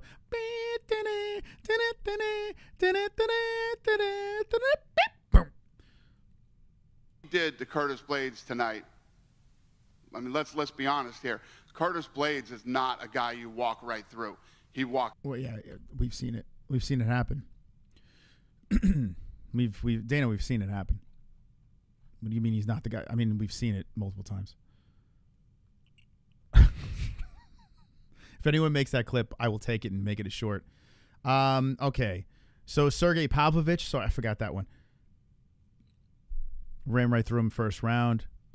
Derek Lewis ran right through him in the first round. Francis Ngannou ran through him in the first round. Ngannou second round. Okay, so it's happened. It's happened. Dana, it's okay, Dana. We have a short memory. Walked through him tonight like it was nothing. So there's no doubt about that. The guy's got the talent. But when you start talking, he won this fight tonight. He could be the greatest of all time. Again, you know how I feel about John Jones. It's just you got some big. All right, stop protecting John. Enough, dude. Does John have secrets? I mean, what's happening here? It's like the Colby Covington thing with Dana White. Like it's weird. There's something going on now. Now it's to the point because there was a little beef between Jones and Dana, and now all of a sudden that ship has sailed, and Dana is so. I mean, the BBC is so lodged in his throat right now, and maybe he's got the promoter hat on. He's like, I got to keep with John Jones because we got a big fight coming at the end of the year. But what's happening here? Again, you know how I feel about John Jones. It's just you got some big shoes to fill, and you got a lot of people to wreck. You know, before you even start talking about even being within John Jones. So make him fight. We can end the conversation right now. I mean, he's literally the interim champion. He's got 8 wins since 2020, right? Let's double check. Let's make sure the stats are right before we go on this little rant. You know what I'm saying? Okay.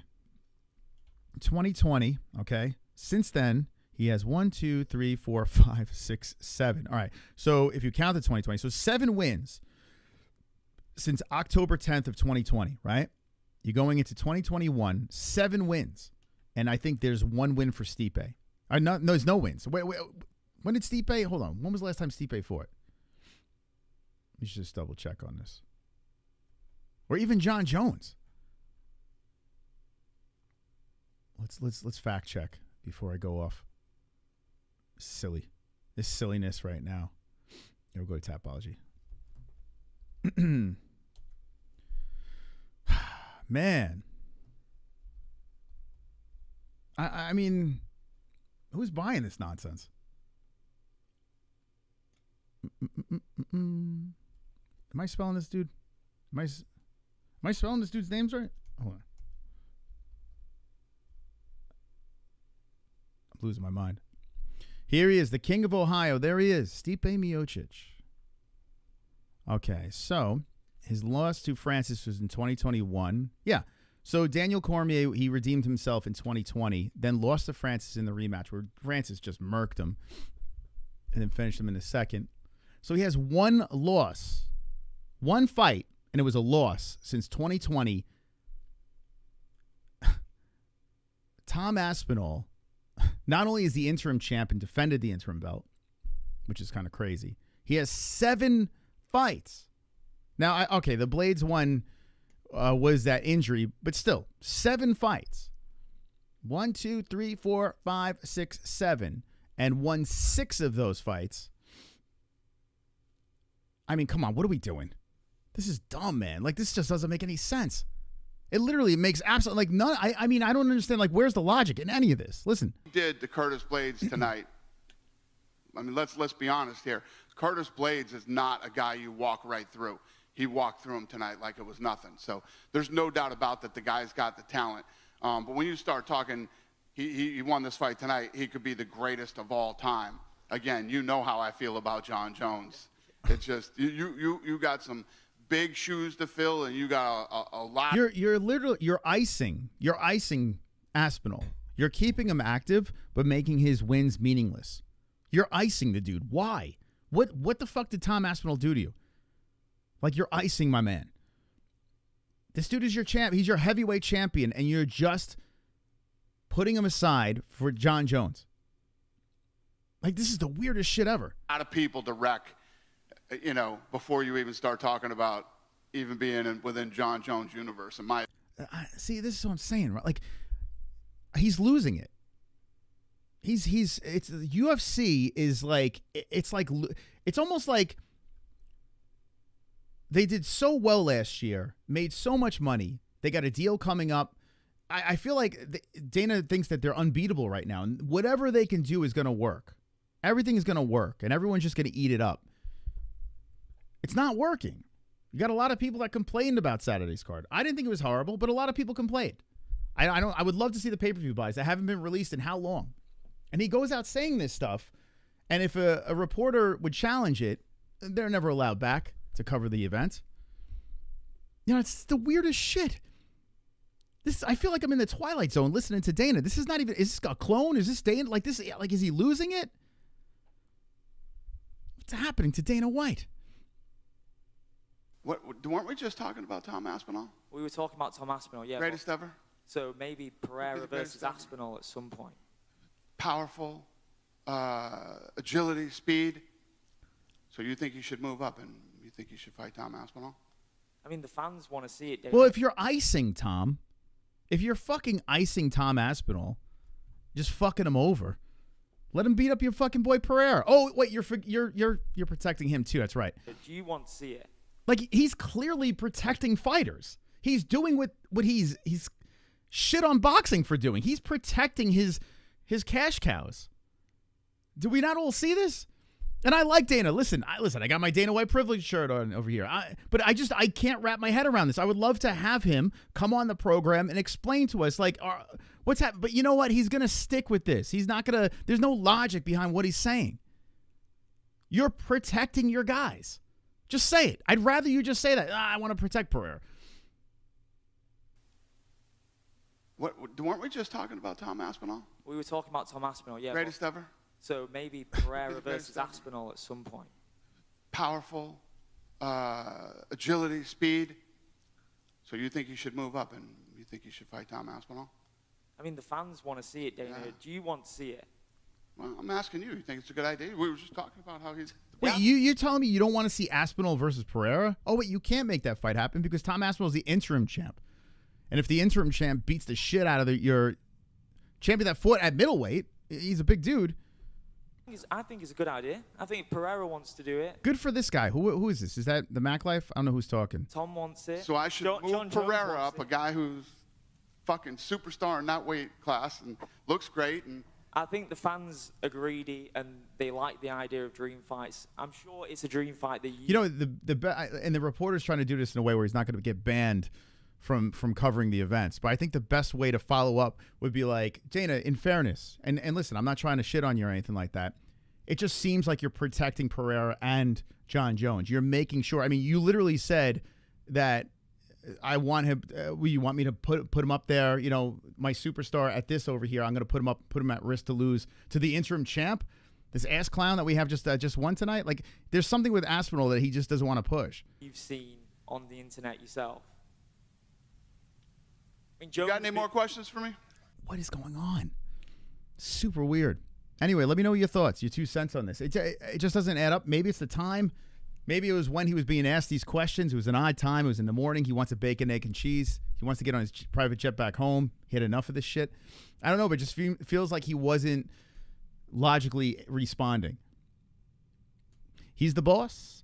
It's just business, boss. I mean, yeah, it's business, but, you know, it's going to get to the point where people are going to see right through it. I mean, we're already not buying the pay-per-views, right? How many people bought the pay-per-view on Saturday? Be honest. If you bought the pay-per-view, yes or no? I don't want to say, I just put yes or no. That's it. Don't say, yes, I bought the pay-per-view. Yes, no, I didn't. Just put yes or no. This way you don't incriminate yourself. But did you buy the pay-per-view this weekend? Let's see. Isn't UFC free on Sky in UK? No pay-per-views? I don't know how it works. Okay, here we go. Let's see. Aspinall not in the script. Yeah, there's no script in it. Eventually, when John's gone, he's going to have to start hyping up. Look at this shit. Look at this. Holy crap. If you did, don't feel bad. Like, if you did, don't, like, feel like, oh, I'm in the minority here. Because I know a couple of people did use our link. I did see it. And I appreciate you guys for doing that. Look at that. Not one person said yes. Not one person said yes. Now, if you're watching the replay and you did, let us know. There's not one freaking person in this live chat right now that said yes. Holy cow. Man, oh man. Like, he's just leaving money on the table. That's what's happening. He's leaving freaking money on the table here. I feel like he can scoop up some of that money from some of you guys if he does it in a smart way. But he's just not. Like, I don't know. Anyway, Dana White says Tom Aspinall will almost certainly be backup. I mean, what the fuck? Backup? Yo, if I was Tom Aspinall, I would say, fuck that. I'm not backing this shit up. Give me the call when you have a winner. If Tom Aspinall's... Oh, God. Could you imagine? You just had you won the interim strap, then you defended the interim strap, then you have to fucking go through a camp and sit as backup? Like, bro, what? Dude, it's such a slap in the face. So weird. So crazy. Here's Paddy Pimblett. Let's move on. Dude, it's making my head spin. It's giving me a headache. No one subbed him since January 2009. I saw a funny little stat there as well. My coaches just said I finished him a second faster than Islam Makhachev.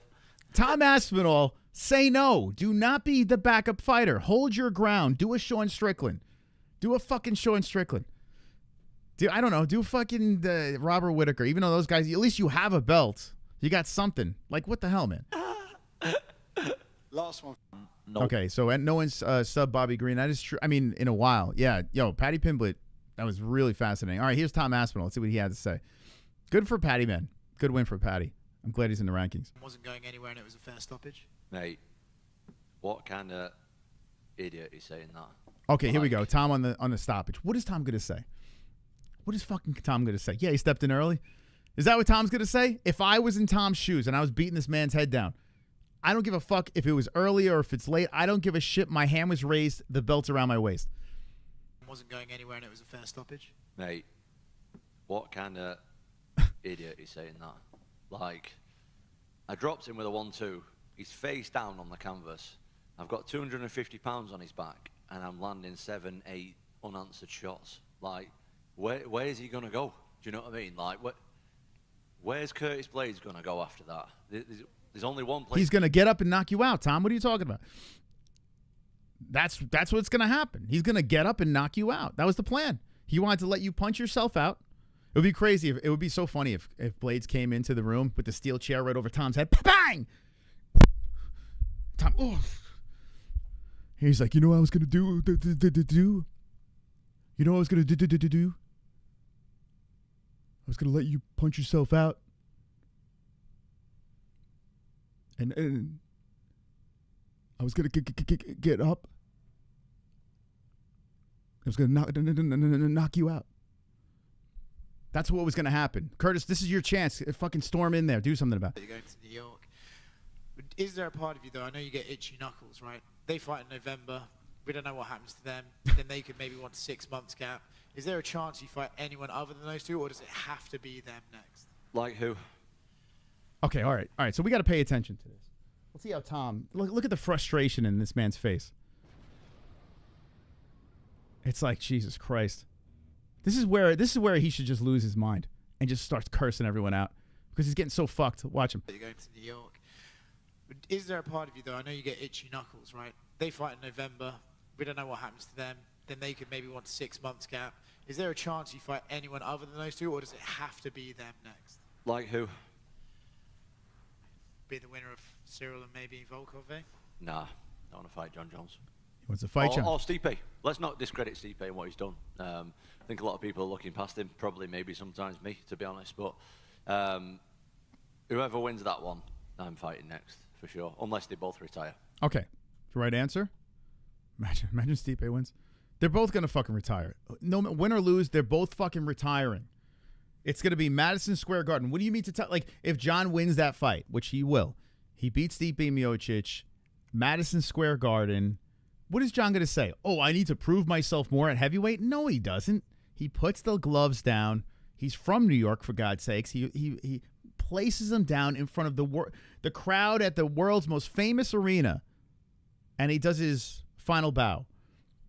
What do you think he's going to say? No, Tom Aspinall. He looks in it. He's going to look. Tom Aspinall, I want you. No, he's not going to do that. He'd be crazy. He'd be crazy. Even if he does beat Tom Aspinall. I mean, I'm not saying he can't beat Tom Aspinall, but it's likely he doesn't. He's already as the betting underdog against Tom. What's he going to say? I got to prove myself more? I would have respect if he did do that. He's not going to do that. He's not doing that. It's just not happening. Let's see what else we got. Will it actually feel different holding the official UFC title? No, I think I'm the best heavyweight in the world. I don't think I'm the... John's the undisputed champion. Now, you're saying John will destroy Tom. Okay, listen, I always said I'm going to pick John until he loses. I've always said that, and I've always done that. In this scenario, I'm picking Tom all day over John. All day. I mean, I don't know how John beats him. I don't. He's going to out-wrestle him? It's not going to happen. It's not going to happen, man. It's not going to happen. He's going to outstrike him? Not going to happen. It's just not. And by the way, Tom's got a chin. My man's got a fucking chin. He got cracked by Curtis. Curtis got a fucking power in his hands. Curtis cracked Tom in that first round before Tom beat him down. Now, he is a chinny dude. Not chinny, but he leaves his chin out there. He does hang it out there. But my God, can he take a punch? John doesn't beat him, man. Could you imagine Tom Aspinall kicking those little chicken legs? Throwing some leg kicks on him? Imagine Tom Aspinall shooting in on John. I mean, listen, Tom's a big dude. It's a great fight. But I would have to lean towards Aspinall. Will it actually feel different holding the official UFC title? No, I think I'm the best heavyweight in the world. I don't think I'm the... John's the undisputed champion. But I'm the best in the world, if that makes any sense. We know what John's doing. John was also saying... John was there crossing his fingers and toes tonight, hoping that I'd lose to Curtis. Let's not bullshit about it. Like he posted about it loads anyway that I'm going to lose to him.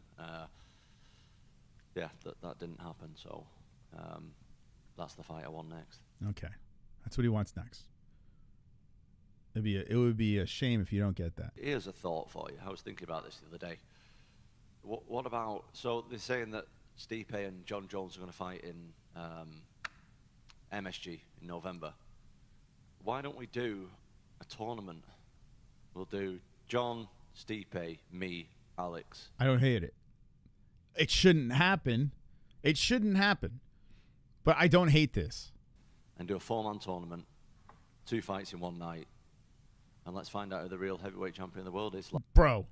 Yo. Yes. Yes.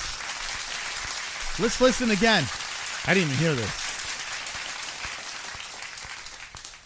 John Jones would never sign that contract. Ever. Why? Because he's already paid his dues. There's no reason for John Jones to even think about doing that. And even Stipe Miocic at 40 years of age, proven that he's the the greatest heavyweight of all time. Why would he sign that contract? Even Alex Pereira, he's already, doing his thing, a weight class lower. But boy, would I not want. I mean, I would love to see that. Here's a thought for you. I was thinking about this the other day.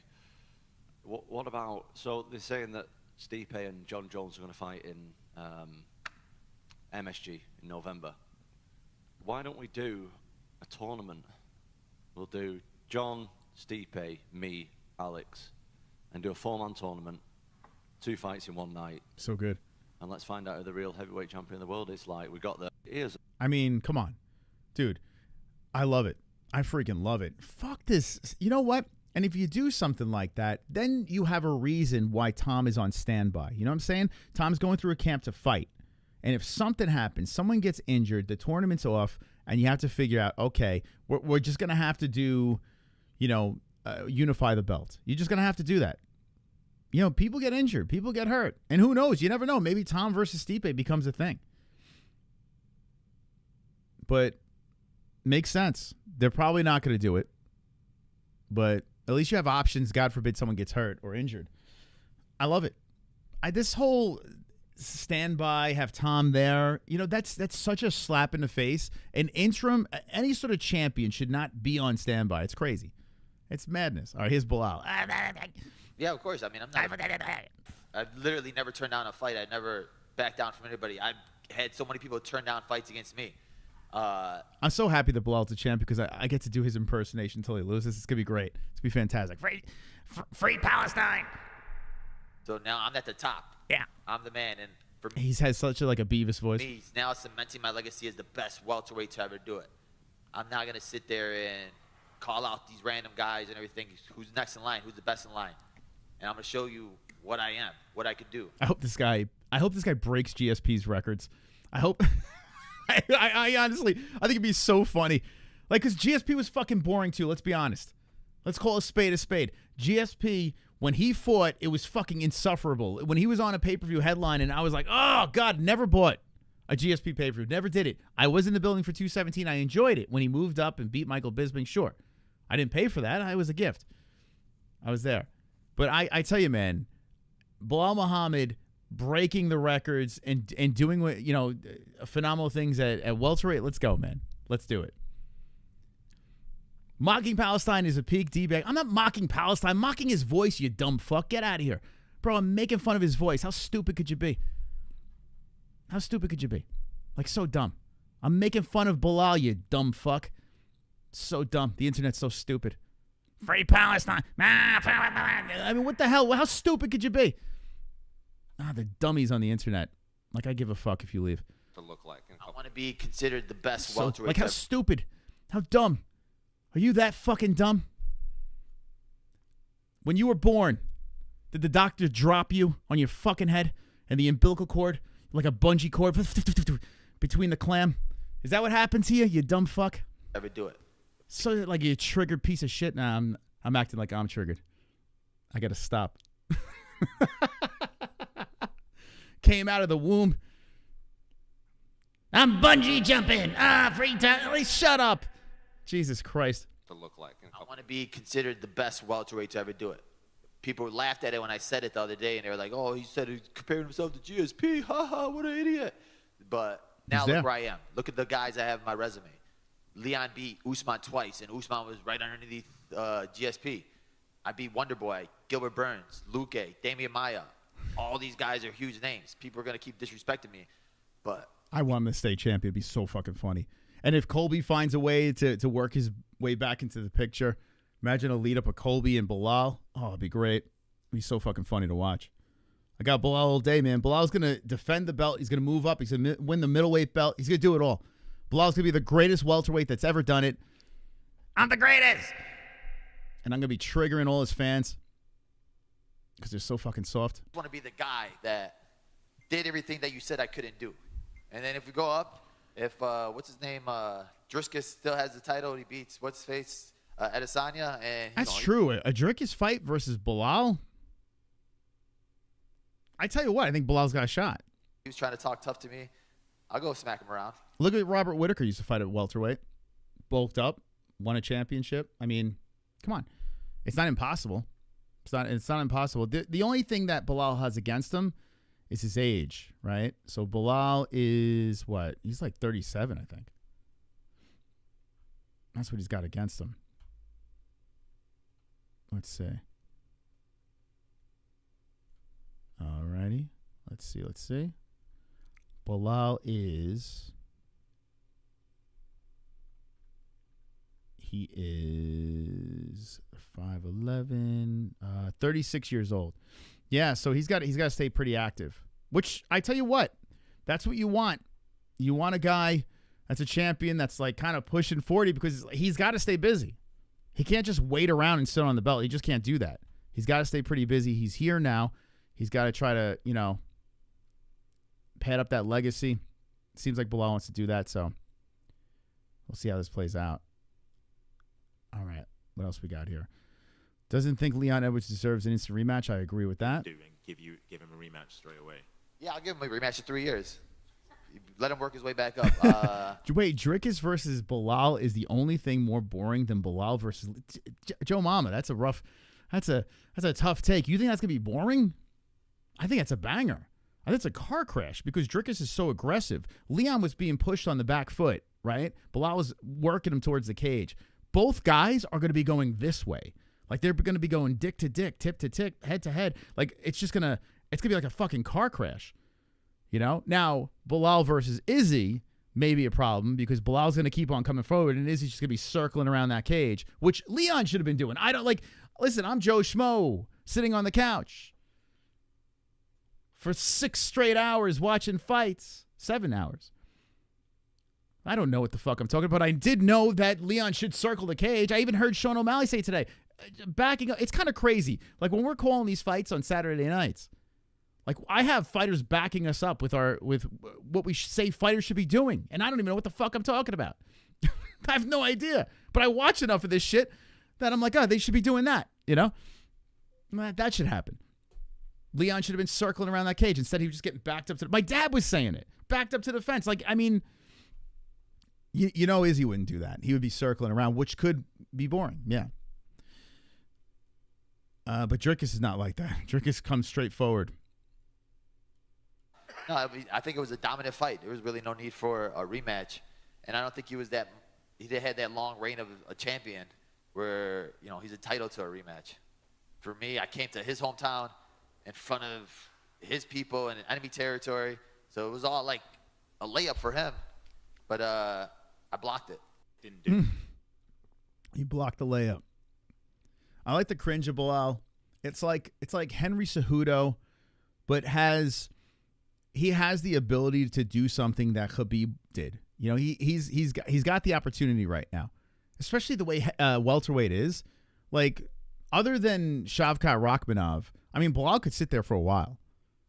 You got Ian Gary coming up. I still got to go Belal in that one. Who else? Like MVP has been, that ship has sailed. Kamaru is still there, even though he's getting older. If Colby rattles off a couple of wins, who knows? Maybe Colby's back in the mix. So Belal, but still, I think Belal could say that, well, this is a perfect weight class for him. So he could do something that Khabib didn't do and move up, not only defend, but move up. Belal Muhammad on Leon Edwards referring to him a stepping stone. Okay, it should be interesting. Referred to you as a stepping stone towards his goals. He was looking past. Shavkat destroys Belal. I mean, possibly. I tell you what, it's not an easy fight. It's not easy. Either side's not easy. I think we have to start giving credit to Khabib as a coach, which it pains me to say. Because everyone knows I'm not the biggest Khabib guy. I'm an Islam guy. I like Islam Makhachev. But when it comes to Khabib, I'm like, oh. But I got to give him, his due in certain aspects. And he's starting to turn into a very good coach. Breaking down fights, game plans. I mean, he's what he turned Belal into. Like, you know what I'm saying? Khabib is a smart son of a bitch. So you got the brain of Khabib. You got the terrorists that train together. I mean, it is what it is.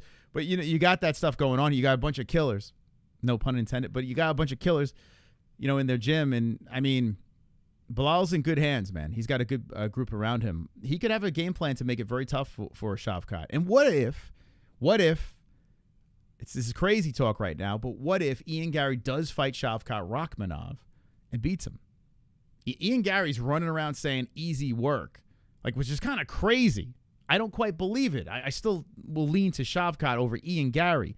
But Ian Gary's looking at Shavkat like, no. And let's not forget Joaquin Buckley, the dark horse of the division. This dude is on a crash course up the rankings. So we do have a couple of guys that could be interesting on the way up. But we'll see. We'll see how it plays out. This is way better than Leon sitting there. Now we got options, Now we got some interesting things going on here. So let's see how this thing plays out. A little bit. Did that just motivate you, hearing what he was saying on fight week? He was scoffing at you at the press conference. I stepped on him. So we're nobody's stepping stone. I told you how good I was. I told you that he was avoiding me for those 3 years for a reason. We went out there and you showed you why. There's nobody that's going to sit there and step over me. Referred to you as a stepping stone towards his goals. He was Belal. All right, so here's a video that we got to break down. This is very, very important. But before I do that, I got to put into monetization. I totally forgot. Give me a sec. Let me put in a request. Guys, hit the like button if you haven't done so. Thank you very much. Muchos gracias. Okay, request review. Oh, that's demonetized. All right, let's request a review. Okay, thank you guys for hitting the like. Appreciate it. All right, so let's move into this clip.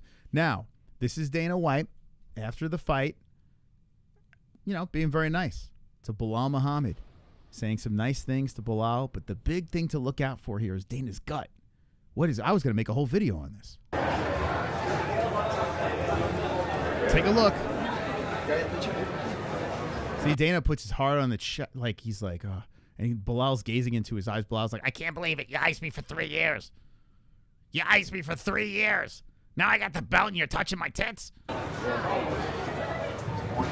Okay, you ready? You're pointing in my face, Dana. Don't point in my face.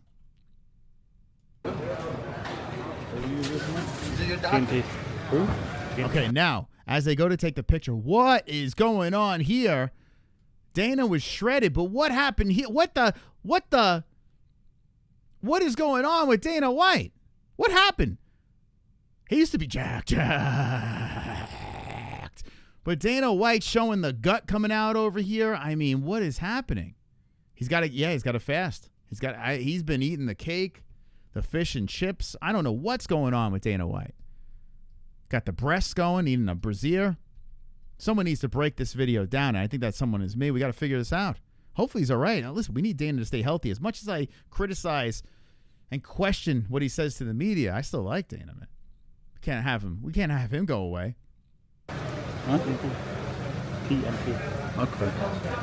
Thanks for the picture. Okay. Whoa, Dana goes over the top? What the hell? Now, why not come in with the right hand? What the fuck? Do you guys see this? Dana comes over the top with the left hand. This is kind of how Belal went under when Leon had his elbow forward, was protecting his face, and Belal hit him with the uppercut. Watch Dana. Over the top. Left hand. And Belal's like, why did he come in with the left? Why did the hand there? I don't know. What is Dana holding his Whoa, look at this thing. What the fuck? Check it out even more. What the hell is what is this? Holy shit. The hell's happening? Is he pregnant? When did Dana White was jacked? Oh man, yeah, you got to get Dana on that fast again. It just, listen, I tell you, I'm a victim of getting bloated. I was so bloated today. It's crazy. Yesterday we went crazy. We had our desserts, we had our cannolis, we had rainbow cookies. I woke up today, my belly was a balloon. And I was like, what's happening here? I need to fast. I need to do something about this. I don't feel right. Then I took a couple good shits. Belly shrunk down a little bit, feel a little bit better. Dana needs to take a good dookie, man. He needs to take a real long, good dookie that wraps around that bowl or something, or just lay off the fish and chips. I don't know what he's eating over there in the UK, but Jesus Christ. What is happening? Hope he's all right. Anyway, let's move on. Michael Venom Page, and they're reacting to Leon losing. Let's skip through that. Mokaev is off the rankings. Here's Belal and Khabib reacts. Khabib reacts to Belal Muhammad defeating Leon. Belal trained with his coaches. Okay, that's great. Curtis Blaydes released the following statement. Sorry, guys. I got greedy when I touched him early and threw out the amazing gameplay that my coaches came up with that would have worked. I'm sure of it. Damn. He did connect. And Tom just ate it. Shoulda, woulda, coulda. Here's Paddy Pimblett, Ilya Taporia. We have this as a short. Merab Dvalishvili about the Sphere. We all know. Oh, he's shitting on Goddard. I didn't hear this. Hold on. I'm gonna beat Sean O'Malley and I'm gonna show the MMA fans that he got lucky. And then because he has referee Margada, because Margada, we all know he likes to stop fights early. For example, dude, my favorite thing is listening to fighters shit on Goddard. It's one thing when the fans do it, but it's so funny listening to the fighters do it. And when I was fighting Marlon Moraes, I tell referee before, hey, I may got caught, but please don't stop fight. I'd rather go sleep. I'd rather go out than stop. What's up with the audio, man? Holy crap, it sounds terrible. Me later, then don't stop me. And this Patterson is good referee, and then he never stops early fighters. He's give fighters chance to fight, understand? So yeah, I tell him, hey, please let me fight until I die, until I go sleep. If something happens, I tell before. And there's no way Goddard's doing the main event on this. Dude, I'd be nuts. I tell her, give him Shevchenko and Grasso so he could stop that early, and we can move on to this fight. I'm for that. I think Goddard he should ref all the women's MMA title fights. This way we can just get it over with, I'm cool with that. Actually, always, every fight I tell, doesn't matter who I'm fighting against, I tell referee in locker room, hey, I want to die there. I'm ready. I was training so hard for this. This is my legacy. I'd rather go out than you stop me early and save me. Save me for what? I'm here for die. I'm a fighter, I'd rather sleep. It's okay. Hey, it's okay. I'm going to wake up and that's it. If you sleep, I sleep and I cannot defend myself, then stop me. But if I'm hurt, I don't need to you save me. Understand? So, and then Margada he stopped Aljo early. Because he was saying, hey, move. And when Aljo moved, then he stopped. Well, bye. Yeah, I don't know. I thought it was a little quick. But then again, he's a little biased, too, because he's Aljo's boy. Mokaev reveals hand injury. Okay, so I don't think this is I think it's in Russian. Okay, hold on. So let's see what this says. It says, after the fight, my fists hurt a lot. Of things hurt. Will take time. Everything is healing a little bit. Okay, so he's injured. Let's see. My hands continue to bother me. The MRI recently confirmed that I have a partial ligament tear. Okay. We're not going to see this guy until the end of the year if we're lucky. Let's see if I can recover. If not, whoa, hold up. What did he say? I might even have to have surgery. Oh, my God. What the fuck? Oh, boy. Are there any doubts that you would be fighting in Abu Dhabi in October 26th? Dude, he just said I might have surgery. And then this guy... Well, if it's questionable, I have talked about the fight yet. I'm doing rehabilitation. What the fuck?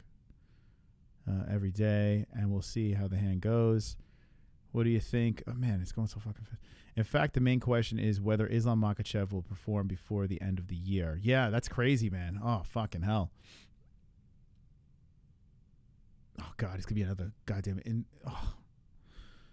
Please don't be another interim strap. What are we doing? All right, I watched some highlights of the Olympics. All right, here's Islam talking about the Olympics. I can't wait to hear what he's got to say. Islam, спыл с жару по поводу твоих слов насчет... What does he say about the Olympics?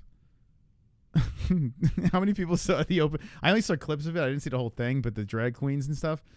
Oh my God! To be honest, I watched some highlights. It was disgusting. The disrespect for all regions, for all humans' values in general. Oh my God! Honestly, I have even planned. Hold on. What did you say? Fucking too fast, Islam. I've even planned to go to the Olympics. So he wanted to go, but after what I saw, I don't want to go there. God, why did you say that if you do better if Russia hosts the Olympics? Oh, my God, that would never happen in Russia. Firstly, Russia knows how to do it properly. Cherish human values. Oh, my God. Respect athletes. Oh, my God. So, all right. Long story short, Islam does not like trannies, okay? So if you're a tranny in the chat... I don't think you and Islam Makhachev get along. Let me know in the chat what you think about that. That's all I got to say. I thought there was a fight. So here's Volk talking about, and this has been solved. He didn't name the person, but Volk was talking about there was a fight that broke out, and it was MVP. Actually, I think in the comments we can just see the fight. I think. Here we go.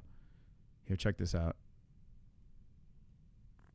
About, and I don't think anyone knows that it happened, because after the event back at the fighter hotel. Anyway, it's MVP. It was just stupid. It was Michael Venom Page. He got into a dumb fight. Like, I don't know. It's like, bro, just keep it in the octagon. What are we doing? Here's Belal Muhammad. I mean, dude, this went nuts. The streets were filled. Now, this is in the UK, and the Palestinians were going crazy for Belal Muhammad. This is crazy, right? He just won. He just won, and people were just showing up in droves. He's out of the sunroof. Everyone's going nuts. Hey, everybody! Wow, man. That's crazy. He's in Leon's backyard. Leon's backyard.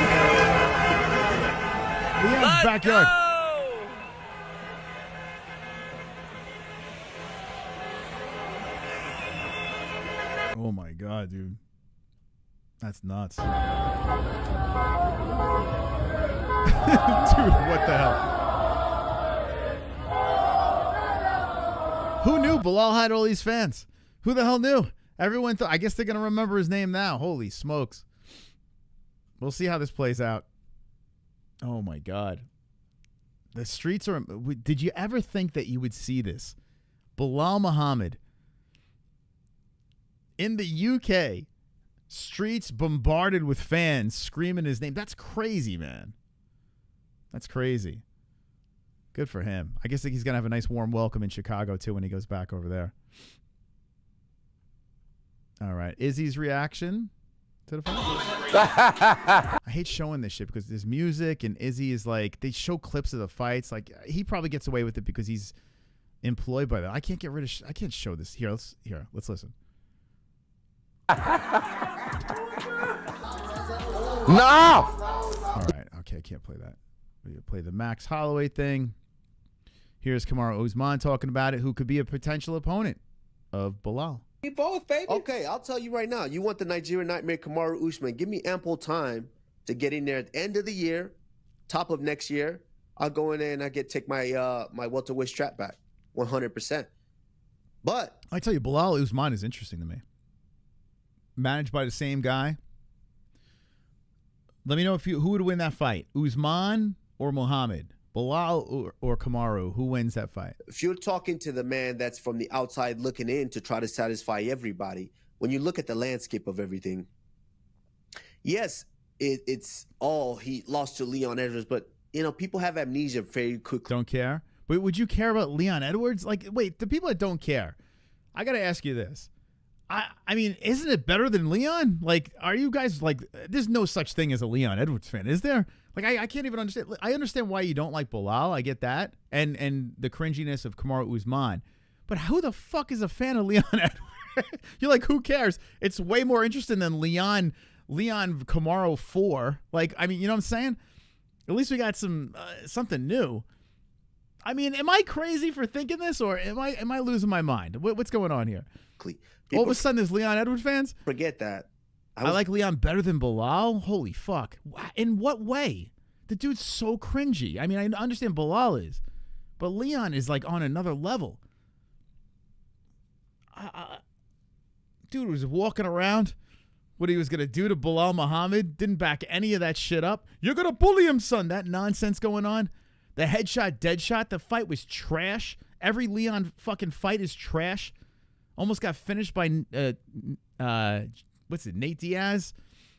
What the fuck did Leon ever do? He had one good high kick, and all of a sudden there's Leon Edwards fans? Like, there's no way. I was winning almost 24 minutes of that fight. He's the worst. Until the lightning hit the ball. Now listen, Belal could be a champion for a long time and be boring. Very possible. Let's give him a benefit of the doubt. Like I said, look what Khabib did. Khabib actually became a pretty exciting champion. What if Belal starts fucking finishing people? Destroying people at welterweight as the champ? I mean, let's give it a shot. Give it one go. I don't know. Lightning Maybe struck. I'm crazy. I don't know. And Leon landed that kick. And I think when you land something like that, it almost kind of spoiled Leon to where he forgot that, hey, I was being dominated this exact same way, to where you feel, oh, I'm the champion. I can. The thing that Belal did better than Kamaru is like they both dominated. Like in the second fight, actually, it was both the second fight, right? Kamaru went in there, dominated Leon, very boring, and then Leon hit him with the head kick in the final round. In the Belal fight, it felt very the same. Belal was dominating, dumping Leon, and actually Belal dominated even more, I think, the way he was slamming him on his head and shit. And then in the fifth round, I mean, I felt like Belal can kind of cruise, but instead Belal was just right up in his face, and even to the point where he got cut pretty bad, right?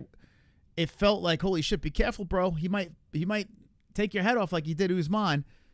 You think he would have learned from Usman and played it safe? He didn't. He just kept on staying right in the fucking pocket with the dude, and still survived. Like it was crazy, man. Just do whatever I want. No, you have to go out there and actually fix those mistakes, which clearly he didn't fix. But because of that loss, now as the UFC, as the company, you're gonna go, okay, I want to get Usman a fight to really show the fans that he's back, to show us that he's back and he deserves a chance to potentially go out there and get that title back. So in order to do that, give him, someone at the top, which could be Shavkat Rakhmonov. Oh, wow. Or it could be JDM. So he's not quite, like, he wants to fight for that belt again, but he's not quite saying that, oh, maybe someone else is going to slide. Okay, whatever. Okay, so UFC 308, Abu Dhabi is going to be Max and Topuria. It looks like that is the locked thing there. Sean O'Malley saying he wants to fight Conor McGregor. I listened to this podcast today. I look at that. I'm like, okay, I'm realistic. I weigh 155, 160. Like, there's weight classes for a reason. I'm not going to chirp those guys. I will chirp Conor because I do believe I could beat Conor in a fight. And I'm not just saying that. I think stylistically, I could beat Conor in a fight. Let me know, guys. Do you think swole Conor McGregor versus a more meatier Sean O'Malley, is it something you even care about? I kind of don't. Like, we need Conor to just fight, let alone, I mean, what is this? But who would win? I don't know. Not an easy fight. I'm not saying. But I wouldn't call out somebody if I didn't think I could. I mean, we don't even know if he's fighting. All right, forget. We don't even know if he's fighting. Sarukian choking out a fake Conor. Okay. Let's see. Paddy Pimblett reacts to Belal Muhammad defeating Leon Edwards. You sausage. You sausage. Fuck off. Most boring champion ever. Which one? Which one? I mean, Leon is so boring. What are you talking about? Which one? Kamaru live reaction to Belal Muhammad. Leon. Let's see. All right, we heard you already. This is kind of interesting. Deiveson Figueiredo is training with Khabib. So if you're going to be making your predictions this weekend, I don't know if you guys are familiar with this. And also, Umar, is attached to Khabib over here. But interesting. Vera versus Figueiredo going down this weekend. You might want to think about where Figgy, the God of War, is training. This is your home, guys. You are welcome. This is your home, you're welcome. You might as well just put your money on Deiveson, right? Or is Cheeto going to spoil the party? Good luck this Saturday. Thank you. It's kind of weird because Nurmagomedov, I mean, these guys could be facing each other in the near future. Strange. But I like Figgy, man. I'm a fan. I'll probably be picking him. GSP says Alex Pereira, the best striker, light heavyweight. Great. Let's see. Colby Covington says recently, I don't care. I honestly don't give a fuck about Colby until he fights again. All right, guys, that's it. Thank you guys for stopping by. Appreciate it. We did an hour and 53 minutes. Holy smokes. Wonderful, wonderful. All right, if I missed your comments in the chat, you got anything else to say? Oh, of course, the comments section, the place where everyone's scared of. Go down there, be seen, be heard, and I'll check out the comments there. Thank you guys for stopping by on a Monday night. I want to get all your opinions down below. Make sure you check out mybookie.ag for your bets. The promo code is MMAHOLES. We'll be back on Wednesday night. I will slip in a gummy gang very soon. We just got family in town. I still got this car situation we're trying to straighten out. There's a lot of shit going on behind the scenes that we're trying to pull together. So it's been a rough, bumpy road for the MMA-Holes family. But thank you guys. Seriously, appreciate you guys supporting us. We're going to hit 100K very soon. We hit the 90K. And don't be an a-hole. Be an MMA-Hole. Good night, guys.